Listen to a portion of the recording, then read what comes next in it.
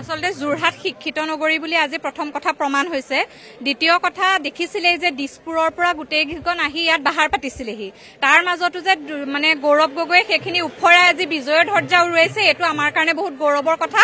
আকৌ এবাৰ যোৰহাটবাসীৰ কাৰণে প্ৰমাণ হৈ গৈছে যে যোৰহাট সঁচাকৈয়ে শিক্ষিত নগৰী আছিলে, থাকিব আৰু আগলৈও হৈ থাকিব। যোৰহাটৰ পৰিৱেশটো এবাৰ আপোনাক দেখুৱাই ল'বলৈ মই চেষ্টা কৰিম আৰু অকণমান মই আগলৈ যাবলৈ চেষ্টা কৰিম।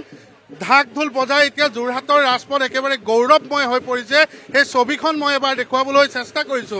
আৰু আটাইতকৈ ডাঙৰ কথাটো অনুপম চক্ৰৱৰ্তী যে গৌৰৱ গগৈয়ে প্ৰাৰ্থী হিচাপে যোৰহাট লোকসভা সমষ্টিৰ পৰা টিকট লাভ কৰাৰ পাছতেই এই পথৰ পৰা ইয়াৰ পৰা 20 মিটাৰ আগত 20 মিটাৰ দূৰত্বত কংগ্ৰেছ ভৱন আছে, যোৰহাটৰ জিলা কংগ্ৰেছৰ কাৰ্যালয় আছে আৰু ইয়াৰ পৰাই এটা বিশাল ৰেলী গৌৰৱ গগৈয়ে প্ৰথম কৰিছিল আৰু তেতিয়াই বিশাল সংখ্যক সমৰ্থক লগত লৈ আগবাঢ়িছিল। কিন্তু আজিৰ দিনটোতো সেই একেটাই পৰিৱেশ এই মুহূৰ্তত যোৰহাটৰ ৰাজপথত দেখিছো অনুপম চক্ৰৱৰ্তী। আৰু এয়া চাওক, এনেধৰণে ঢাক ঢোলৰ শব্দত এতিয়া মুখৰিত যোৰহাটৰ ৰাজপথ।